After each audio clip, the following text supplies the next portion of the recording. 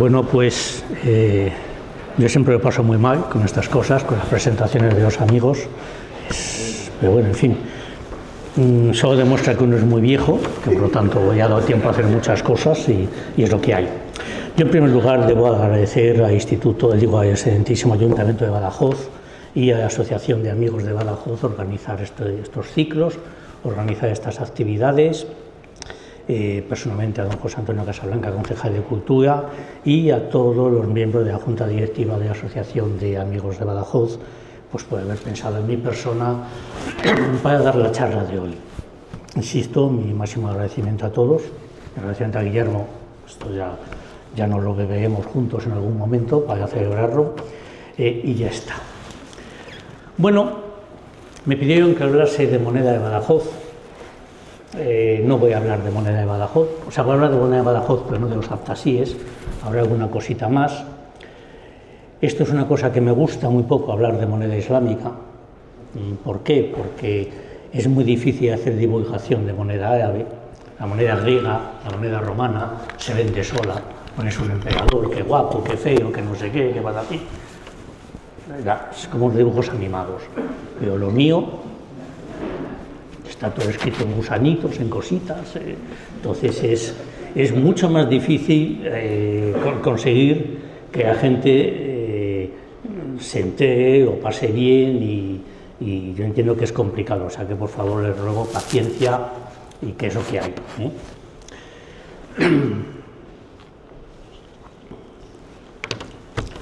A hombros de gigantes, esta famosa frase atribuida a Newton, pero que se puede retrotraer a otras muchas personas, alude a cómo en todas las épocas hemos trabajado sobre lo que nuestros maestros nos han dejado. Ahí tiene una imagen de don Francisco Codea Ezaidín, uno de los padres de la numismática islámica, don Antonio Vives, gran académico y también otro de los prohombres de la numismática, don Manuel Gómez Moreno, en el despacho del Instituto Valencia de don Juan, o don Antonio Prieto y Vives. Todos ellos, Codea, Vives, Prieto y Vives, son los padres de la numismática islámica. Ya a finales del 19, comienzos del 20, dejaron las bases, y bastante más que las bases. Sobre eso, los demás hemos ido haciendo lo que hemos podido, pero sin su trabajo no hubiésemos hecho nada. Las famosas monedas de las dinastías arábigo-españolas de Vives de 1893, no hemos sido capaces de sustituirla. Hemos hecho capítulos, pero nadie ha conseguido sustituir la grandiosa publicación de Vives y de su colección. Ya hemos reeditado, hemos añadido láminas que en su momento no existían y las hemos podido publicar. Prieto y Vives en 1926 editó Los Reyes de Taifas, es la Biblia de la moneda aftasí, con ciertos añadidos. Prieto y Vives muere en la Guerra Civil Española y no pudo acabar sus trabajos, reeditamos algo, en fin, es lo que hubo. Para entender la moneda de los aftasíes hay que intentar entender lo que suponen las taifas. La Guerra Civil, la fitna que termina con el califato, muy bien, termina con los califas, termina con un poder político, pero termina con casi 400 años de dominio de los omeyas. Yo entiendo que quizás para la gente que vivía en Al-Ándalus, que ya no hubiese un omeya gobernante, pues como aquellos años en que el Madrid o el Barcelona siempre ganaban la liga, ¿no? Es decir, ¿qué ocurre? Ya no hay un omeya gobernando. ¿Y ahora qué? ¿Qué pasa? Pasa lo que pasa siempre, que en cada región, en cada provincia, en cada marca de Al-Ándalus, las viejas familias locales se van haciendo con el poder. En todas partes pasa más o menos lo mismo. Eso era lo que había de suponer. Pero ¿qué había dejado el califato? Esto. Un sistema numismático rígido, estable y buenísimo. Monedas de plata, dinares, ahí tienen de cada uno de los califas, de Al-Nasir, Abderramán III, Al-Hakam II, Hisam II, divisores, tercios de dinar y algunas monedas, se ve de bastante peor calidad, hechas en el Magreb, en el norte de África, en Fez o en Sidi Masa. Esto funcionaba bastante bien. al igual que funcionaban sus monedas de plata, de bastante buena ley, un 80%, 70, 80%, muy bien hechas y acuñadas a cientos de miles, yo me atrevería a decir que a millones de piezas. Por una vez, lo que las fuentes dicen, nuestros últimos estudios en un proyecto sobre Medinazara, estábamos intentando calcular lo que había costado Medinazara. Y las fuentes dicen, costó tantos millones cada año que pagó el califa, y con el arquitecto Félix Arno del Instituto Arqueológico Alemán estábamos haciendo las estadísticas de cuántos sillales de piedra se usaron para construir Medinazara y cuántas tejas y luego una vez construida la casa la tienes que vestir, ya llena de esclavos, de servidumbre, de muebles, de alfombras, patatín, patatán. Y las cifras más o menos coinciden. Dice, vale, si esto empieza a coincidir, como hubo que pagarlo, pues tuvieron que fabricar, que acuñar millones de monedas. El final del califato viene definido por, ahí tienen una moneda, un reverso de una moneda del tercer califa, al-Imam, al-Hisam, Emir al-Mu'minin, al-Muayyad billah. Esas terminaciones en la palabra Dios, la, billah, por Dios, estos nombres teófodos, los conocíamos en el mundo abasí hacía 2 siglos, y aquí empiezan con el califato. El que recibe ayuda de Dios, victorioso, es lo que significa al-Muayyad billah. Es verdad que ningún califa omeya podía haber escogido un laqab mejor. El pobre Hisam II, que lo hacen califa siendo un niño, que la mitad de sus parientes se rebelan, los mata el Manzor, que luego está medio escondido porque ¿para qué? Y lo tienen de un lado para el otro, como paquirrey, lo sacan, lo meten, para que lo vean de vez en cuando, pero el pobre hombre pues hace lo que puede. A su sombra, Muhammad ibn Abi Amir al-Manzor, funcionario civil, director de ACECA, militar, hábil político, implacable y sin piedad, como deben ser los políticos, concejal de cultura, visir, Hajib en Al-Ándalus es el primer ministro. Hajib en árabe es párpado del ojo, lo que tú cierras. Y en Oriente es el funcionario, el currito de a pie, que movía una cortina cuando un califa abasí se aburría de que pidiesen cosas, hacía una señal, fulano echaba el telón y todos para casa. Si se acuerdan ustedes de la canción de Rolando de Cantar de Gesta, se habla de los 12 países de Francia, y unos el copero, otros el montero, etc.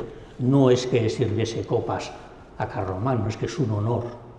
Y uno de los 12 países y sirve a copa, igual que otro es el responsable de los caballos, otro de las jaurías de caza, etc. Y el Hajib en Al-Ándalus acaba siendo el más cercano al califa, el primer ministro, el responsable.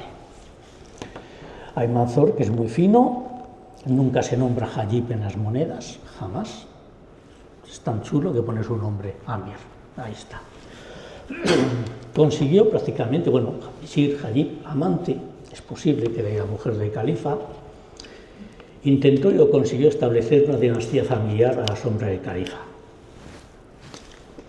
Semejante a lo que se había hecho casi en el mundo fatimí, desde luego iba a aparecer con Saladino más tarde en Palestina o con las dinastías turcas en el mundo abasí. Alguno de sus hijos lo fastidió, porque ya se sabe que no siempre los hijos están al nivel de los padres.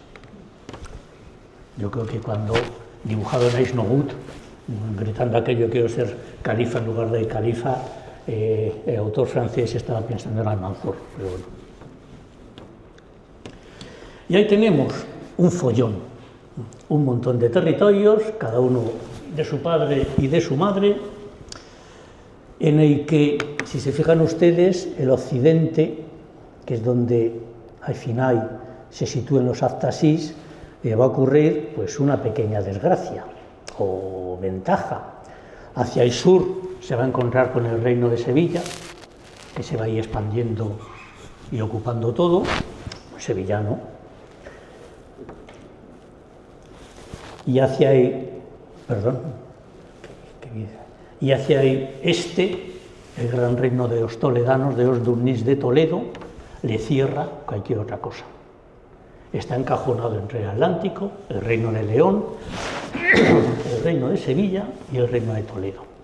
El Reino de Toledo puede darse el lujo más tarde de conquistar Valencia y con los de Tortosa, Valencia, Denia, Almería, tener las puertas del Mediterráneo abiertas. Es otro mercado económico, son otras relaciones comerciales, es otro mundo. Los sevillanos tienen el contacto con el norte de África, que es de donde viene el metal precioso, el oro norteafricano. Los aftasíes se quedan encajonados con muy poco margen de maniobra para estar mejor organizados. Estas son las divisiones finales de las taifas, para que se van agrupando cada vez en menos taifas, y todas acuñan, no todas, pero casi todas acuñan moneda. ¿Por qué? Porque es un derecho, es un símbolo de realeza, es una potestad de los gobernantes, pero ninguno de los gobernantes tiene autoridad para acuñar moneda. Los reyes de taifas, esto es igual que cuando muere Alejandro el Magno y no deja sucesor. Todos sus generales empiezan a codazos: yo me quedo en Egipto, yo me voy a Macedonia, yo me quedo en Siria, yo me quedo en Bactria, yo me quedo en otro sitio, y no saben qué hacer. En sus primeras monedas siguen poniendo las cabezas de Alejandro, porque no se atreven a colocar las suyas. Y 20 años después dice, bueno, está bien, ya pongo una mía. Primero poner a Alejandro con su nombre, Alejandro, luego Alejandro con Ptolomeo, y luego ya Ptolomeo, esos típicas tetradramas de Ptolomeo que parece Silvestre de Stallone, pero bueno, vale, ahí están. Y aquí ocurre lo mismo, no saben qué hacer. Nadie se ha nombrado, cada uno se ha hecho dueño donde ha podido. ¿Quién había acuñado moneda hasta la fecha? Los omeyas. ¿Quiénes habían los últimos a acuñar? Un califa que tenía los títulos de el emir, el jefe militar de la comunidad, y el imam, el dirigente espiritual. De todos los que se han nombrado, ninguno es ni imam ni emir, como mucho emir en su zona. ¿Qué hacen? Pues van buscando apaños. Empiezan como locos, pues algunos haciendo, perdón, me voy a poner de pie porque acabo mucho antes, algunos imitando monedas califales, como los jabudís, que las hacen bastante fiables, bastante aceptables. Luego en el siglo XI en todo el mundo islámico empieza un hambre, bueno, lo que llaman los ingleses la silver famine, una carencia, una carestía de plata, y empiezan a hacerse monedas prácticamente de cobre, casi sin nada de plata o con un baño de plata, estos dirhemes o estos otros. Sevilla le llega el oro del norte de África y puede hacer estas monedas. Los ameís de Valencia solo hacen fracciones, pequeñas monedas de oro, pequeñas monedas de una mezcla de oro y cobre. Los aftasíes al final harán las pequeñas fracciones de dinar y las pequeñas monedas de plata que se ajustan a la nueva moneda almorávide. Es decir, cada reino de taifa se ajusta a sus necesidades, a su situación y a lo que le impone el mercado. La moneda es una herramienta económica, es una herramienta fiscal, es un ejercicio de propaganda y poder de los reyes, pero sirve para lo que sirve. Tú no puedes hacer una gran moneda de plata si no tienes plata. No puedes hacer grandes monedas de oro, dinares, si no tienes. Si tú acuñas dinares y se cambian a 1,17 más o menos, 17 piezas de estas por una de estas, si no tienes, si te conviertes de cobre, ya no la cambias a 1,17, estás cambiando a 1,70 o 1,80 o 1,100 piezas. Porque en el fondo la relación de cambio no es por piezas en sí, sino por su contenido en metal precioso. 3 gramos 90 o 4 gramos de oro equivalen a 37 o 47 gramos de plata. Tú colocas tantas monedas de plata como hagan falta para llegar a esa cifra. Si tu moneda tiene menos ley, tendrás que poner más monedas. Con lo cual eso explica por qué a veces cambian los tamaños para ajustarse a las necesidades. Frente al continuismo se ve una enorme devaluación brutal. ¿Por qué? Porque no hay. Cuenten también o consideren que en este momento castellanos y leoneses son muy agresivos y las taifas tienen que pagar tributos, alianzas, tienen que pagar. Y eso les viene muy bien a los reinos del norte porque ellos todavía no tienen moneda. Ese es uno de los grandes debates de la moneda medieval cristiana, porque castellanos, leoneses tardan mucho en fabricar moneda, posiblemente porque si das una moneda se la comen, o sea, no están acostumbrados a usarlas y todo su metal precioso se reconvierte en objetos votivos. El Cruz de los Ángeles, las arquetas, las arcas, que es otra forma de riqueza móvil, pero no en monedas. En cambio, el mundo islámico es una cosa distinta. Ellos intentan en las monedas de taifas poner los nombres de miembros de la familia, Muhammad en este caso, reconocen al viejo Omeya, a Hisam II, al imán Hisam, este ya está muerto, pero las primeras taifas dicen, el imán es Hisam. Total, como nadie va a buscar ni no iba a decir nada, por lo menos pongo el nombre de un teórico califa y me pongo yo, que soy el que gobierna. Que es lo mismo, por ejemplo, que hemos comentado antes, de la moneda helenística. Están buscando una falsa justificación para poder gobernar, poder emitir moneda sin que la gente proteste mucho. Ya decía en Haldún, porque los reyes de taifas están llenos de la Saifa al-Daula, la espada de Estado, y Mata al-Daula, la columna de Estado, el soporte de Estado, el defensor de la fe, los títulos, vamos, ya decía en Haldún aquello de mirad los gatos que se hinchan y maullan como leones. Se ponen unos títulos que parece que son alguien. Vamos, realmente, además, bueno, eso lo hemos visto en más sitios, cuanto más rimbombante es el título, menos pinta. Pero bueno, pero bien, eso forma parte, eso ahora se llama propaganda política, pero bueno, es gestión de asunto. Don Antonio Prete Vives, el gran maestro, ingeniero de caminos, canales y puertos, pero también numísmata, dijo en su momento aquello de que la serie de Badajoz contrasta por su tosquedad, siendo este uno de los casos en que se presenta más en desacuerdo la fama de cultura y riqueza de una dinastía con su testimonio numismático. Y tiene más razón que un santo. No es la única. Los Cigís de Granada, que también, si ustedes conocen la famosa memoria de Abdala, último rey de Cigí, que habla de su riqueza, lo que de sus monedas, y dice, vaya lote de chapas que hacía. ¿Significa que no tenían riquezas? No, posiblemente las tuviesen, posiblemente no las tenían como moneda. Y eso es un problema de arqueología, de excavaciones, de otras muchas cosas. La riqueza móvil tiene muchas formas, una de ellas es la moneda, otra forma son objetos en metales preciosos, otras posibilidades. Pero yo como arqueólogo y como Santo Tomás vivo de lo que toco, de lo que veo. Y las monedas aptasis pues no son precisamente las más escandalosas. Hace muchos años, en 1915, don Francisco de Codega pues, se fue a ver a lomos de cabalgadura un tesorillo que había aparecido en Belalcázar, un pueblo en la serranía de Córdoba, y lo que cuenta es precioso. El muchacho quiso sacar de la tierra la vasija que pesaba mucho y entonces se caen botoncillos, que eran monedas muy pequeñas, juegan con ellas, como en otro que aparece en Guadalquivir, las echan al río para que se ahoguen los moros, está muy bien, esto de alianza de civilizaciones nos viene de lejos, ¿no?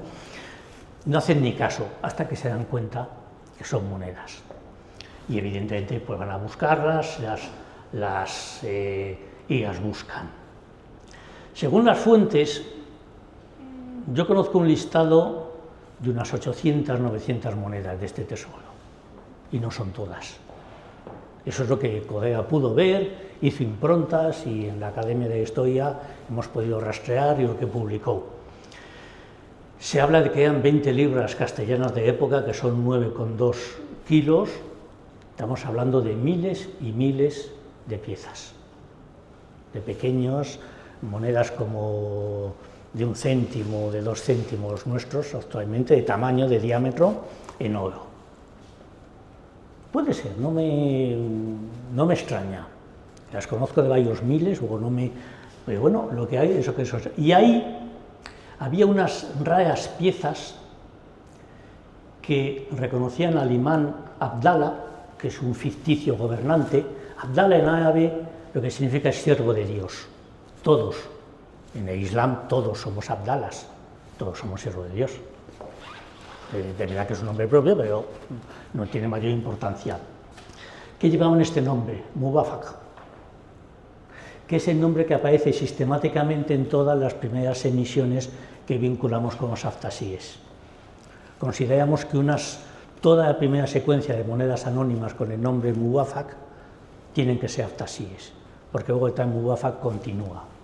Esto es algo que en algún momento las excavaciones y las piezas que se encuentren en el territorio, lo que hoy actualmente es Extremadura, nos acaben de confirmar, porque evidentemente piezas de colecciones privadas o piezas que vamos a ver algunas que salgan en subastas son lo que son, pero no puedes hacer la trazabilidad, ¿no?, de su origen.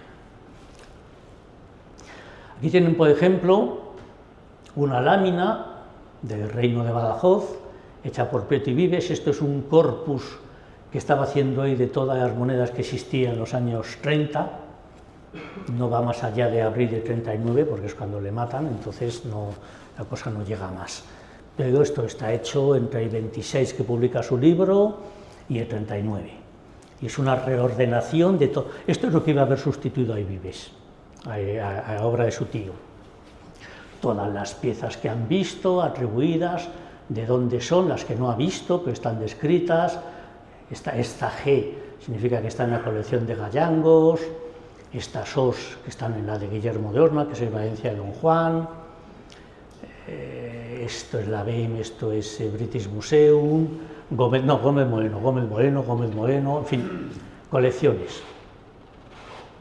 Y otras hojas más para que vean que está el Mubafak, que aparece correctamente.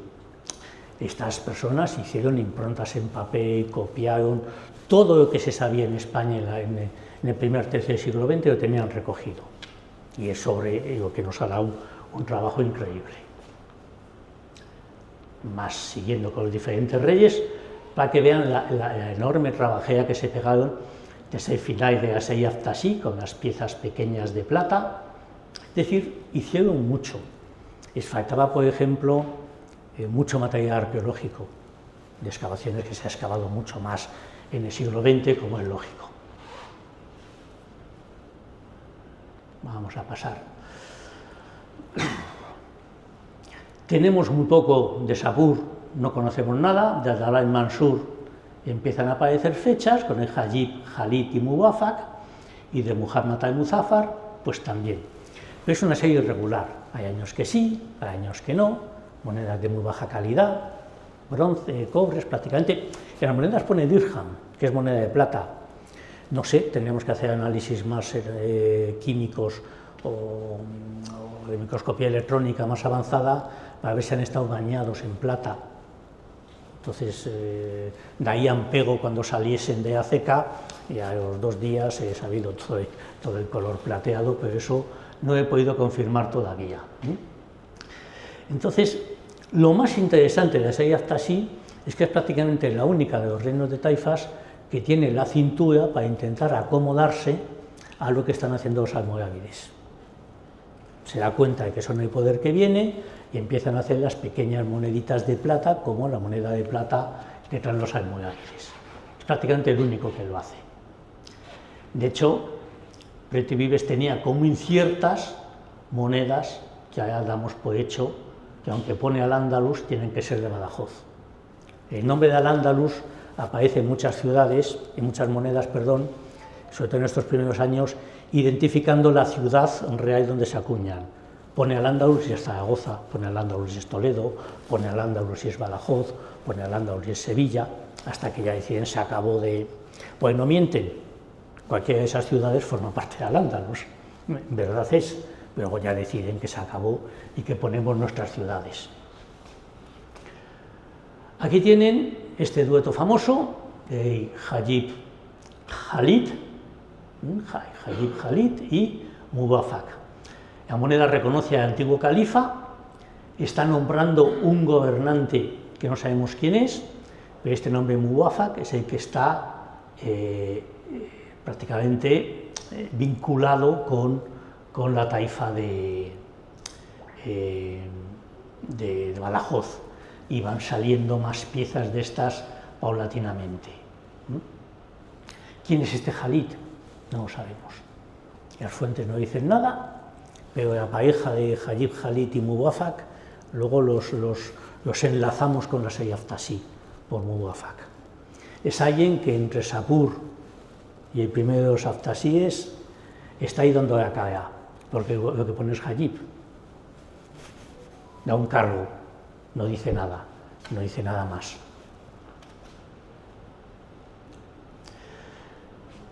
Aquí ven Hajib Khalid y el Muwaffaq otra vez, muy mal hecho.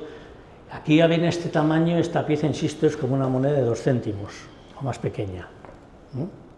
Aquí están muy bonitas, entonces siempre me han dicho mis alumnos en los exámenes, claro, la pones allí en pantalla de 1 metro y se ve, luego nos das una foto y no hay quien vea nada. Pues, castigo de Dios por matricularos en esta asignatura optativa. Esto da una idea de que, claro, cuando tú tienes cientos de estas monedas así pequeñitas y las tienes que catalogar, es entretenido, es divertido y tiene su encanto, pero hay veces que tienes dudas. Las dos últimas son del hallazgo de Santa Elena, de hace unos años, en Valencia, que después de darle mucho a la lupa, pues aquí pone Muwaffaq, háganme caso, aquí también, y son de la taifa de Badajoz. Es un hallazgo de casi 2.000 monedas de oro que apareció en Valencia, 1/3 son taifas, y de las 600 o 700 taifas, unas 8 o 6 son aftasíes. En valencianas y toledanas hay a patadas. Pero bueno, estas poquitas llegaron muy desgastadas, lo cual también es sintomático, son de las emisiones más antiguas y están desgastadas. A veces parten el nombre Muwaffaq,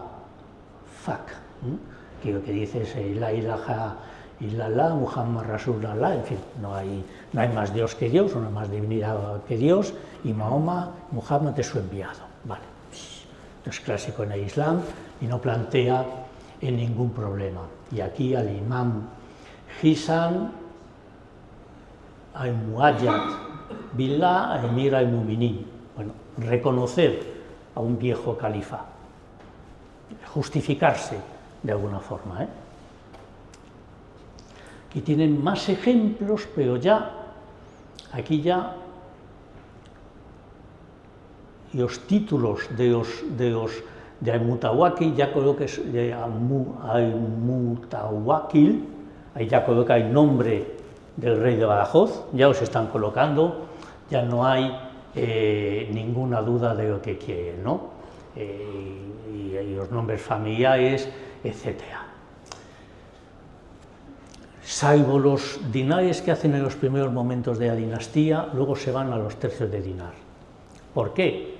Posiblemente, 1, porque no tiene mucho metal precioso, y 2, porque la moneda que tienen de dirham, de cobre, es de tan baja ley, que si tú reduces mucho el peso de dirham, guarda una cierta relación con 1/3 de dinar, o 1/4, porque si no tendrías que acuñar en cantidades masivas que no pueden.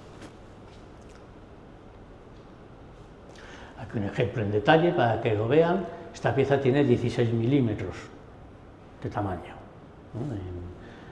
Pero bueno, tiene su encanto. Y esta idea es que se ve bien, o sea que bueno, hay que estar contentos con ella, ¿no? Hay Mutawakkil el título sultánico del gobernante completo.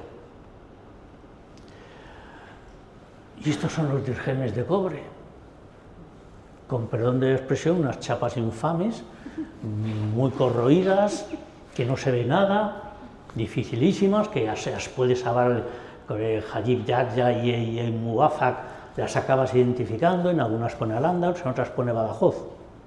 Yo me he jubilado sin poder estudiar un tesoro de estas. Las he estudiado aisladas.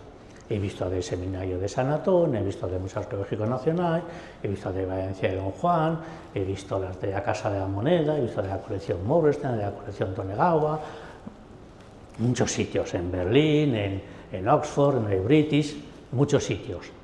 Pero nunca me he encontrado con un hallazgo que me dijese, aquí tiene usted 80, 100 piezas aftasíes, estúdielas, o las puedes estudiar, que las estudie quien quiera, evidentemente, pero podrás estudiar, porque siempre un hallazgo tiene mucho más valor que la suma de sus partes sueltas.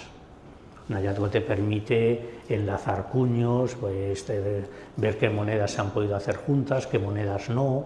Cuando las ves separadas, has perdido mucha información. Y evidentemente los hay, que no los haya visto no significa que no los haya. Eso he dicho que yo no he podido estudiarlos. Entonces, todas estas, mejor o peor, son fácilmente identificables como de la taifa, pero son lo que son.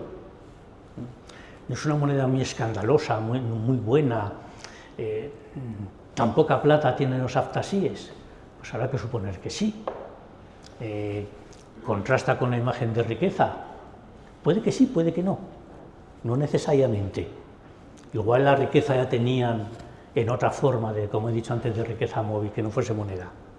Y que tuviese una mala moneda no significa por sistema que fuesen pobres. Ahora, claro, comparas otras dinastías y dices, hombre, pues parece que están más sueltos, están más, tienen la fiscalidad mejor o tienen las rentas en mejor situación. En todas, con el nombre del gobernante y los nombres de los primeros ministros. Esto lo sabíamos porque desde época del califato, el califato dejó muy claro que la leyenda religiosa en un lado, el nombre del gobernante en el otro, combinando con nombres de responsables de fabricación de la moneda o de cargos administrativos o políticos. Entonces sabemos que todos estos nombres sueltos tienen que cumplir una función. Si no es el nombre del sucesor o de Hajib o del hijo del gobernante, tiene que ser un funcionario o un alto cargo. Otra cosa es que sepamos quiénes son. Algunas son pues absolutamente un acto de fe. Pero bueno, es lo que es. Es una de las mejores colecciones que hay de moneda islámica y por lo tanto pues, de las piezas que mejor se ve.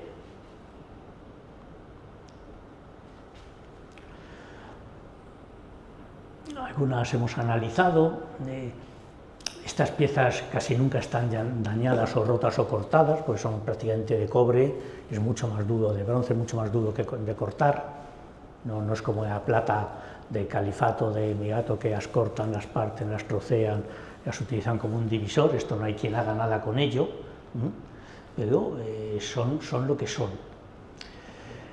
Esto para mí siempre ha sido un enigma. ¿Por qué hace unas monedas de esta calidad? Y no encuentro explicación. Sí que hay otras taifas que tampoco les extraña mucho hacer piezas de baja calidad.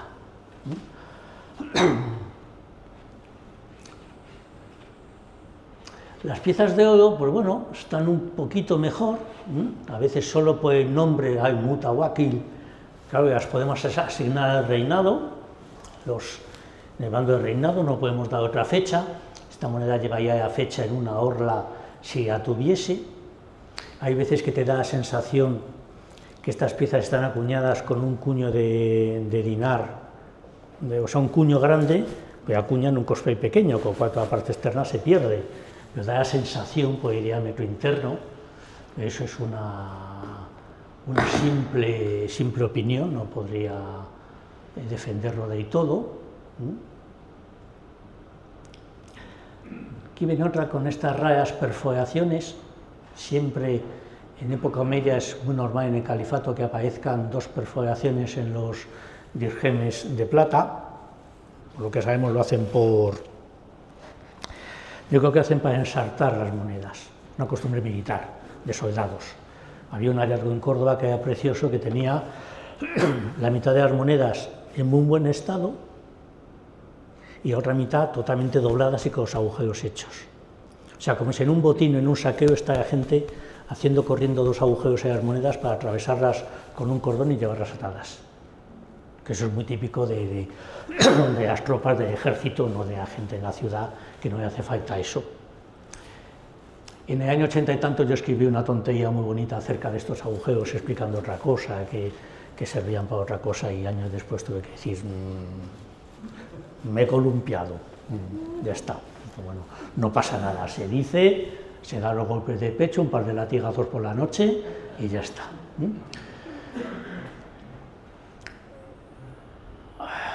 El problema es que esta moneda además permite muy pocas posibilidades, no las puedo analizar, mejor dicho, los análisis no me dicen nada. Los análisis de calidad, los que hemos hecho en la Casa de la Moneda, sobre todo las piezas de Arandolf, o son oro o es plata, vale, estas te da un porcentaje de cobre altísimo y no te dice nada. Y alguna técnica más novedosa que hay de datación de monedas mediante análisis, con esto no acaba de funcionar tan bien como con el oro.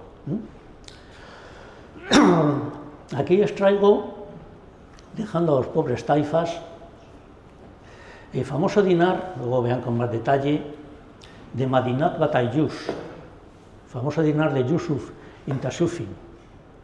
Esta pieza es única, la de arriba, está en la Tonegawa Collection, la fecha es impecable, Sabá, 7 o Atamaína 80, y evidentemente por el nombre del gobernante 500, y aquí si se ve Madinat Batayus en el año Sanata. Esta pieza es rarísima, es la única almohávide que conocemos acuñada en Badajoz, es espectacular, evidentemente. Hace 2 años, en una subasta en Barcelona, salió otra,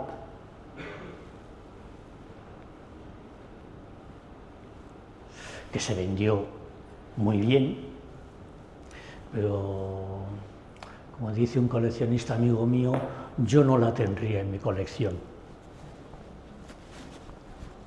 Yo con esta pieza tengo muchísimos reparos, muchísimos, epigráficos, metrológicos y de estilo, pero afortunadamente no tuve que informar de ella, ni ninguna institución me la pidió y no tuve que hacer nada, pero no me gusta.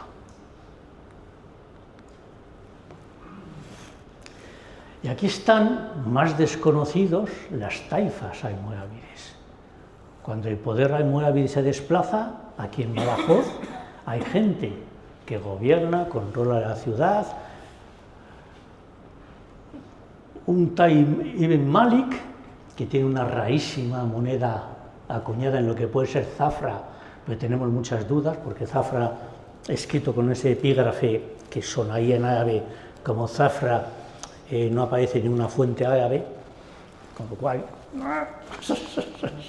no hay forma humana de decir que sí.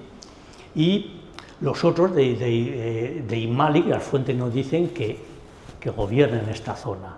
No pone Badajoz, pero estos quilates de tipo piezas de menos de 1 gramo y los 13 milímetros de diámetro tienen todas las posibilidades de que estén hechas en Badajoz.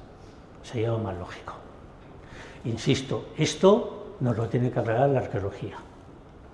Cuando encontremos más piezas de estas en contextos urbanos o territoriales, podremos tener los mapas que nos digan estas piezas son de un sitio o son de otro. De Muhammad ibn Ali ibn al-Hayyam, en Badajoz, aquí ya no hay dudas, pone Batayus, no hay, en Cúfico y en Nasjí, no hay ninguna duda con ellos, y hay nombre de individuo. O por lo tanto, la historia numismática o monetaria de Badajoz tiene más recorrido. Es verdad que lo más llamativo es lo de los no más llamativo, más interesante es de los Aftasir, pues el reino taifa, pero luego las taifas, estas almohávides, pues también juegan un papel evidentemente importante. Estas han salido bastantes en los últimos años en subastas, con el nombre Badajoz ahí, como os he dicho, en Cúfico y en Nasjí, pero no hay duda que es Bataillus lo que han escrito ahí.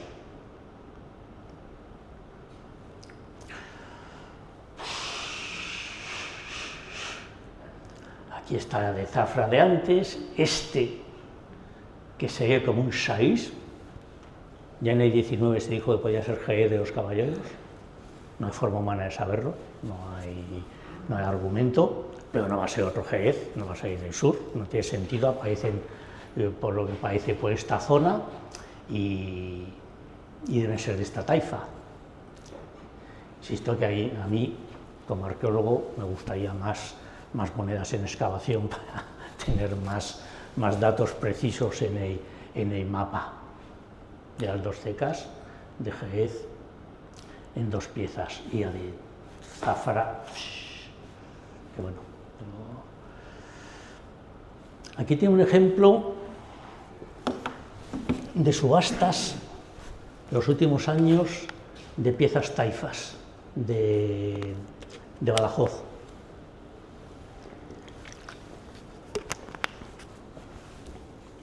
Dinares de los de Hadib Khalid y Muwafaq, parecidos en Barcelona,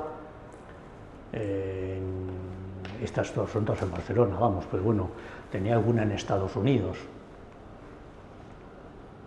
Esta de Stephen Irwin, en California.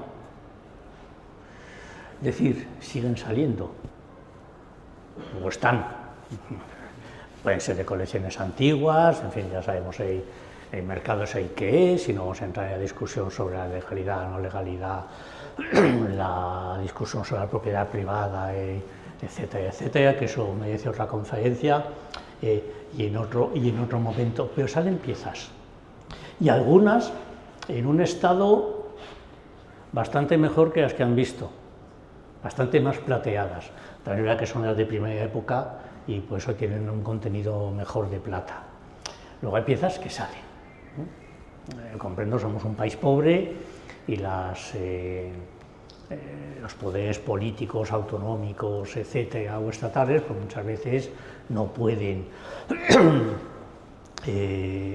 comprar todo lo que sale del mercado. Eso lo entiendo.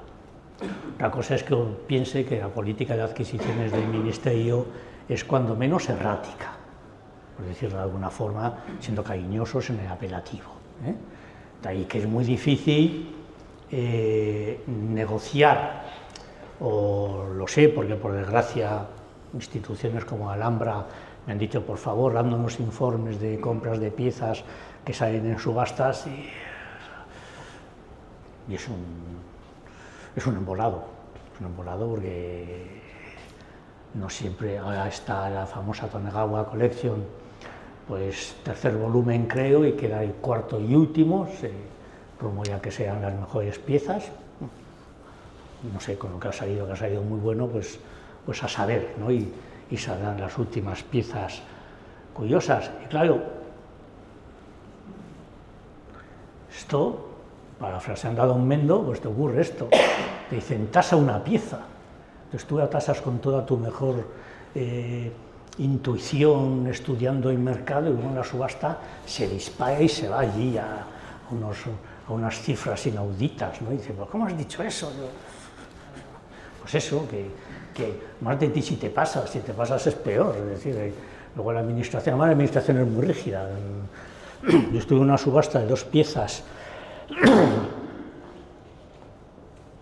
para el Museo de Córdoba, que habían aparecido en 1915 y habían vuelto a salir, únicas, y bien, hice las dos tasaciones, estos 1.800 euros una y 600 la otra, sé que me estoy pasando y no sé qué. Y estaba lleno la sala de subastas y dos personas picadas en la sala. 500, 600, 800, 1000, 1200, 1400, 1600, 1800, 2000, 2200, 2400. Y yo, ay, nos quedamos sin ella. Y en 2400 ya nadie levantó la mano. Yo, porque el Ministerio tenía 2600 asignada a la pieza y se la quedó en estado. La otra pieza que tenía reservado como 800 se vendió en 400. Pero el Ministerio no puede bailar cantidades de una orden a otra. Son expedientes distintos. Esto es absolutamente rígido. Digo, ¿no podías haber movido 400 que nos han sobrado de otra? No, el interventor me mata. Digo, joder, ya, es que vais a una sala de subastas con una mano detrás de la espalda y es como nadar entre tiburones blancos con una ristra de morcillas atada en la cintura. Dice, claro, evidentemente, no, te van a comer, no sé, jugáis con unos márgenes imposibles, ¿no? Pero bueno, es lo que es.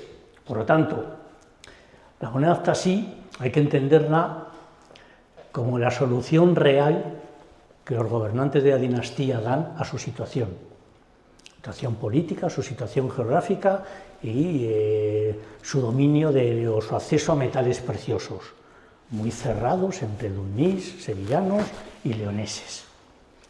Y segundo, esa calidad de moneda, bueno, no tiene por qué ser especialmente peyorativo. Otros reinos, veremos al reino de Castilla en algunos siglos, hace unas monedas de vellón infames, malísimas, y ya está. Es decir, que cada uno juega con sus necesidades, tiene mucho que ver con sus necesidades de pagos, ¿no? Posiblemente se están diversificando, que parte de los pagos sean en producción, sean en especies, sean en otras cosas, no les hace falta tanta moneda, pueden intentar concentrarse, por vista de la cantidad de monedas de oro que aparecen en las subastas, pues quizás se concentrasen en algún momento en tener el mínimo de piezas que les permitía un intercambio, las adquisiciones o los pagos importantes. Es el caso, digamos, solución que se me ocurre de cierta manera. Y muchas gracias por su atención, que es porque están ya cansados de moneditas llenas de bichitos. Gracias.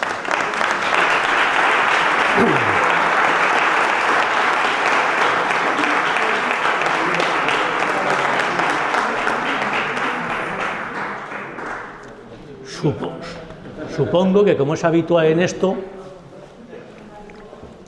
Si alguno de ustedes quiere hacer algún tipo de pregunta.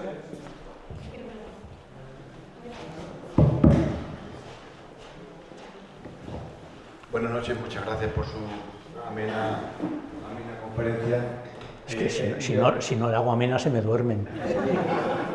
Simplemente quiero comentarle que supongo que es una obviedad, pero la ceca de todas esas monedas estaba aquí en la ciudad de Badajoz. Todas estaban acuñadas aquí, o eso es especulativo. Miguel, he dicho que en Córdoba se hacen millones de piezas. No sabemos dónde está la ceca de Córdoba.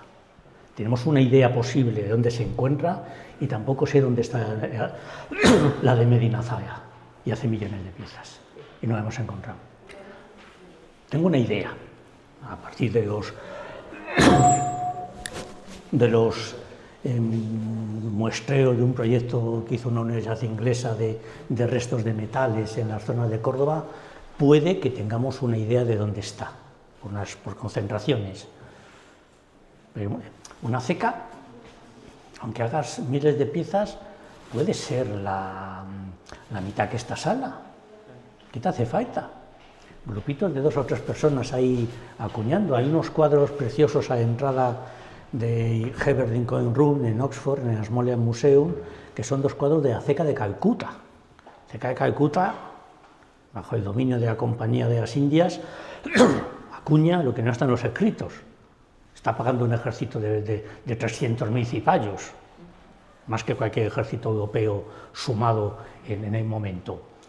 Y se ve un fulano, el jefazo ahí de pie, y 2 curritos ahí con un taparrabos, sentados en el suelo, con una vasija llena de brasas, preparando cospeles y acuñando en el suelo.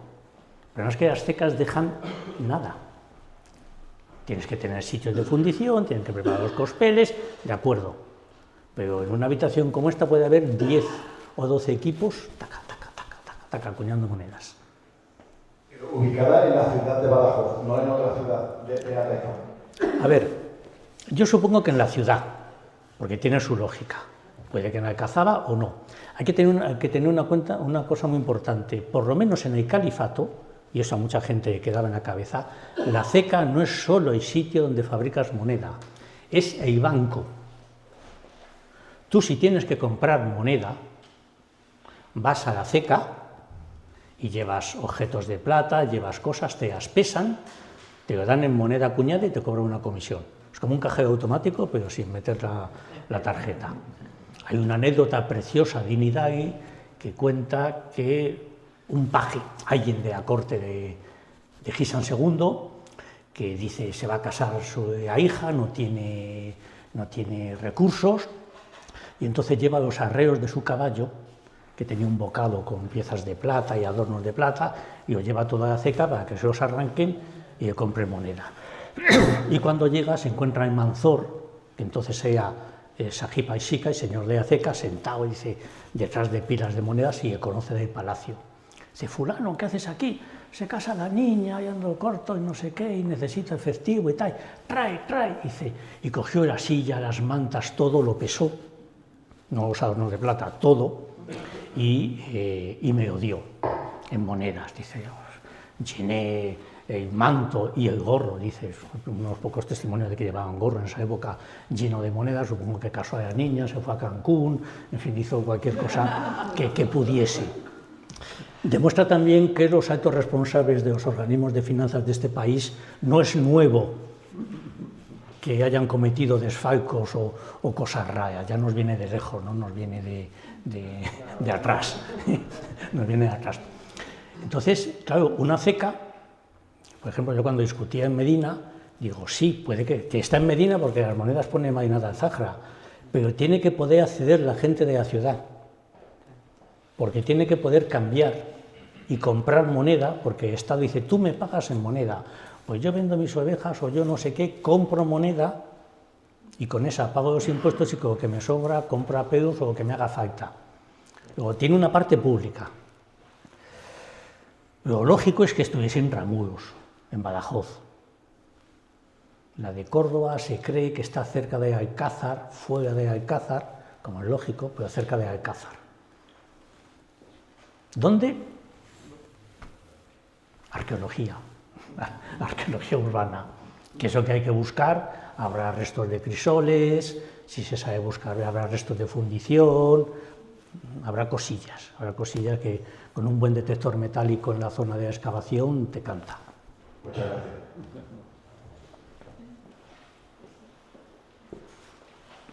A la una... no. Quería hacerte una pregunta, porque has hablado de que la identidad así era ostentosa, era rica, o se decía que era rica, pero tenía una moneda pobre. Sí. Entonces, dentro de las taifas que conocemos, ¿cuál es la que acuña la moneda más ricas y cuáles son las que acuñan la moneda, o la de Badajoz, que es la más... No, quitando los hammudís, los de Zaragoza y los de Sevilla están en el tope. Sevilla porque tiene control, o por lo menos consigue el acceso al norte de África y a las rutas africanas hasta que los almorávides corten el grifo. Y Zaragoza porque es, ¿cómo llaman ahora? Lo que están intentando hacer, es el centro logístico de la península, es el que comunica con los reinos cristianos. Tienes ahí, para el siglo IX y el X, todos los escasos hallazgos de moneda caloingia que tenemos van Zaragoza, Calatrava la Vieja, Córdoba. Van el camino, la ruta que comunica Zaragoza con Córdoba. Entonces, esos dos son la madre del cordero. Dunís, Samigís y los de Valencia, esos están abiertos al comercio con Sicilia y con los fatimís. Y esos hacen unos tercios o cuartos de dinar, que en el mundo catalán se llaman rubas, en árabe es arba, 4, eso es un cuarto de dinar. Y eso es muy interesante.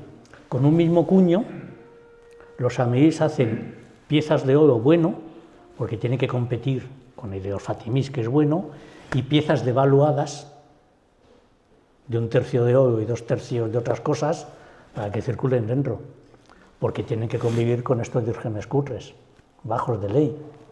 Pero que esta tienda es una divisa fuerte para comerciar, y una divisa interna floja para andar por casa. Y después de eso, por ejemplo, los CIs de Granada tienen una moneda muy mala. Y sin embargo, otro reino, tú lees las memorias de Aldalá y parece tío Gilito que nada en monedas. Y las taifas pequeñas, esas tienen lo que tienen, ¿no? Almería tampoco es nada de otro mundo y es un puerto importante.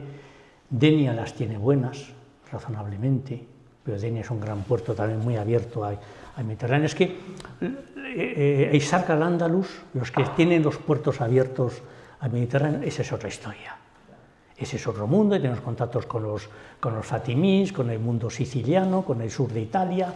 Esos son, o sea, juegan en otra liga. Pero esa Reino de Badajoz es que han dejado con muy poco margen de maniobra. Ahora bien, insisto, en que sea una moneda no especialmente brillante, no significa que fuese un reino pobre. Significa que no necesita hacer moneda mejor. ¿Y para qué va a hacer otra? ¿De acuerdo? Es algo que hay que ir afinando. Es que no. Hay veces que siempre uno tiene la imagen, uy, qué moneda más mala. Digo, no, mala no. Es la que es. Bueno, si no necesitas hacer mejor, ¿para qué la vas a hacer, no? Insisto, al margen de que la presión de leoneses, castellanos, etcétera, pues también drena recursos. Pero según todas las fuentes había muchas riquezas. Pueden ser, insisto, otra forma de riqueza móvil, tranquilamente, ¿eh? No... ¿Dónde está la mejor colección para ti de moneda de Badajoz que tú conozcas? O sea, la colección privada esa. Y aquí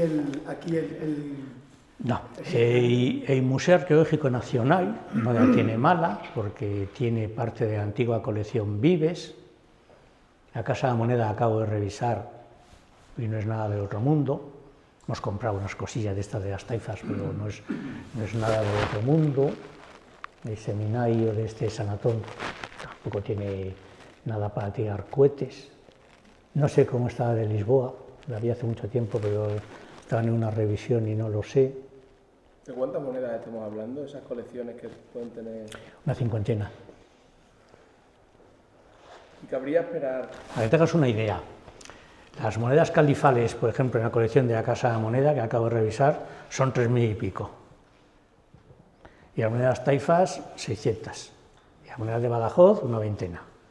Por eso digo que siendo la taifa de Badajoz una taifa importante y habiendo encontrado tan poca moneda y la que hay tampoco de mucha calidad, pero sobre todo tan poca cantidad, ¿cabe esperar que se encuentre o que aparezca en algún momento? Sí. Porque claro, Tienen que raro que haya aparecido tan poca moneda. A ver, pero en subastas salen, luego hay. Tienen que aparecer, acabarán apareciendo en excavaciones no con más cuidados y con metodología distinta. El problema está en que las excavaciones, todas las que se hacen en Badajoz, entiendo que supongo, aunque hace mucho que no las sigo, todas son intervenciones urbanas que son puntuales, o sea, siempre son pinchas una esquina de algo. Es muy raro excavar en extensión. La Alcazaba es un recinto militar y es lo que es. Pero las excavaciones urbanas, cuando tú excavas en extensión, suelen cantar otra cosa, como ha ocurrido en Albalat, en Cáceres. Tú excavas un poblado, una ciudad, una pequeña ciudad destruida, no es que salgan como champiñones, pero es otra cosa, tienes otra percepción. El tema es que las intervenciones son las que son, ¿no? Entonces, bueno, yo supongo que acabarán saliendo más. Lo que pasa es que después de casi un siglo y medio de conocer grandes colecciones, ya ves y dices, hombre, pues no hay mucho, van saliendo más piezas repetidas, hay lo que hay. Vamos a ver, pues eso es lo que es, punto. Es decir, tampoco eso hay que preocupar mucho, vamos, yo no creo que haya ninguna colección con 2 centenares de piezas, por ejemplo, ni a Daimán. No es... A lo mejor muchas gracias por su conferencia.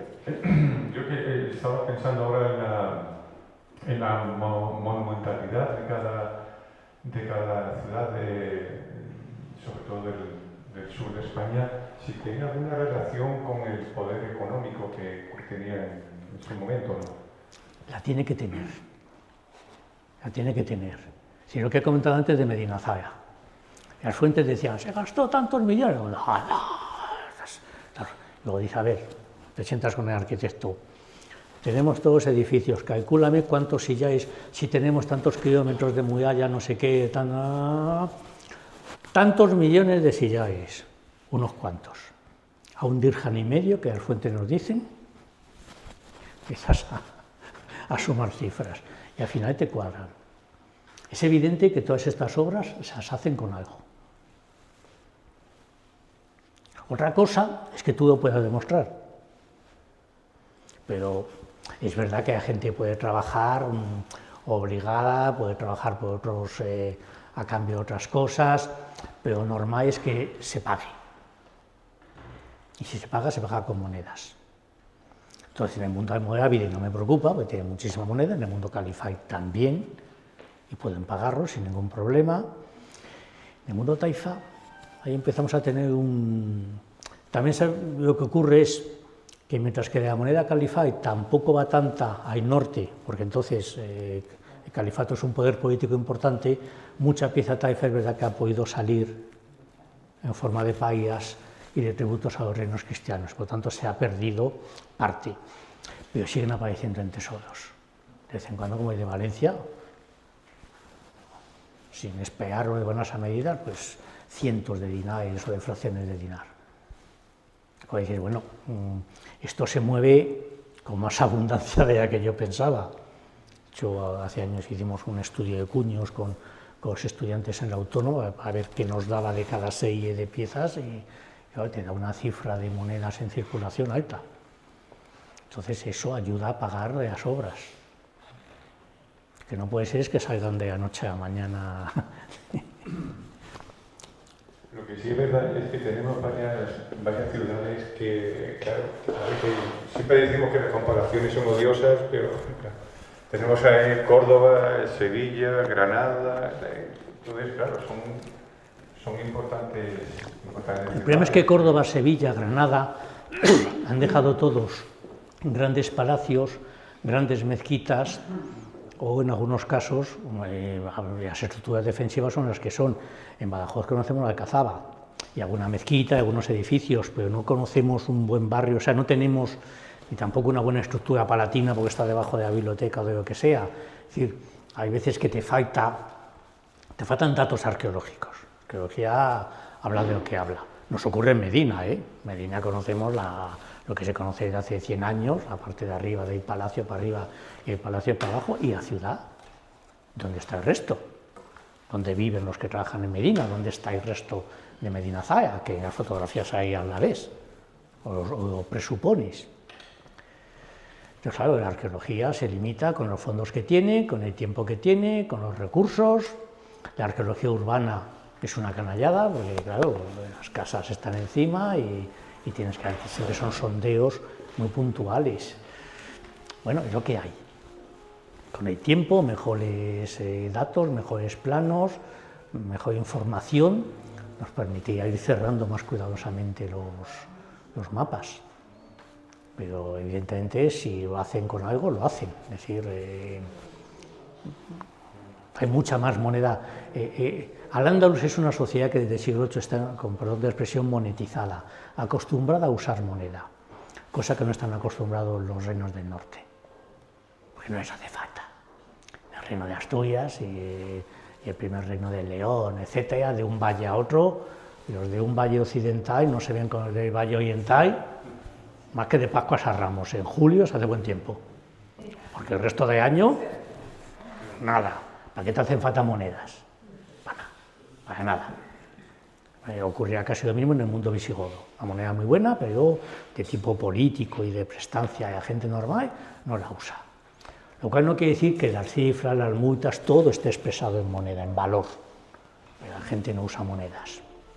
Y solo ya en el siglo XI, cuando llegan un poco los catalanes con la marca hispánica, y Navarra con lo que llega de Francia, y lo mismo en Castilla, cuando empiezan a llegar cosas, pues empiezan a decidir que eso de hacer monedas sin correar a la gente, cobrando de tributos con monedas es útil. Entonces se dedican a hacer monedas, pero antes no les había hecho falta. Somos el único sitio de Europa Occidental en el que nuestros reinos cristianos entre el siglo VIII, con la llegada de los musulmanes, y el siglo XI, no hacemos moneda. Ni en León, ni en Castilla, ni en Galicia, nada. Prácticamente llegamos al XI. En el resto de Europa, los vikingos, los frisones, los más burros del Báltico, me han dicho, los anglosajones, estos hacen unas pequeñas piezas de plata, esto está bien para negociar, todos serían hacer chapas de plata. Está así, está lleno. Y nosotros aquí, entonces, oiga, rinconar. Yo estuve en un congreso hace 1000 años y decía, es que el reino de León tenía muchas relaciones con los carolingios. Digo, pues las tendrá, pero es que no hay una sola moneda, o sea, no se ha encontrado una moneda en 200 años, carolingia, en toda la cornisa cantábrica, ni una. Es que hagamos mal, pero tan mal, ni por casualidad, ni en colecciones privadas, nada, es que no hay. Eso sí, la Cruz de los Ángeles, la arqueta de no sé dónde, el relicario de San... Es decir, la riqueza que llega en plata del sur se convierte en objetos votivos en las iglesias y en los palacios. Que eso también es una tradición bizantina, eso es otra forma de riqueza móvil. Que vienen los vikingos, cogen la cruz y el arca y te vas corriendo al monte. Claro. O sea, no hay...